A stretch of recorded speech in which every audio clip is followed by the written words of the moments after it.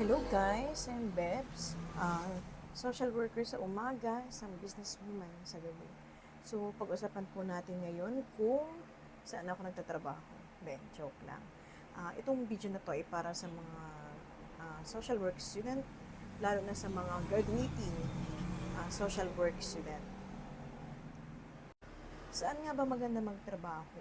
Actually, lahat ng agency na pwede magtrabaho ang social worker para sa akin ay maganda. Pero mas pinili ko lang talaga magtrabaho sa isang sa hospital setting dahil uh, para makatulong sa mga pasyente. Actually, yun talaga yung main reason. Sabi nila, bakit hindi mo tinry sa DSWD? Number one, malayo. Hindi ko kaya malayo sa mga pamilya ko. Number two naman, hindi ko kaya mag-stay na mag-isa sa isang bahay. So, yan, na-decide ako na mag-work na lang malapit sa bahay kung saan ako nakatira. Bahay kung saan ako nakatira? Ano daw? Basta yun. And, sobrang ganda mag-work sa hospital kasi bukod sa may mga natutulungan ka na, syempre, nakikita mo yung realidad na sobrang hirap pala mag-stay dito sa Pinas kasi hindi priority yung health ng ating mga kababayan. And sobrang ganda na na-assign ako ngayon sa ward. Pupunta kami sa mga pasyente, nag-i-interview, nag-a-assess, and nag-counseling. Doon mo kasi mas nakikilala yung mga pasyente. And alam naman natin na hindi lang pasyente ang may problema or nakakaramdam ng stress, pati yung mga watchers or relatives ng pasyente.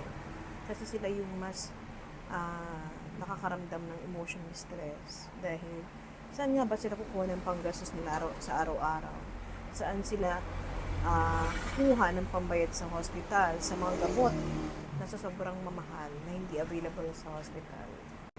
And hindi lang yan. Saan ba sila or sino ba ang magbabantay ng 24/7 sa pasyente? Kaya sobrang hirap para sa kanila.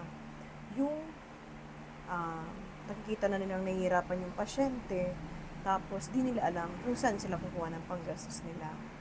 Kaya sana alagaan natin ang health natin. Wow, coming from me. Yan. And sana wag natin pabayaan ang ating mga kapamilya. Kasi isa sa problema ng mga social worker is, sa totoo lang, yung walang bantay ang pasyente.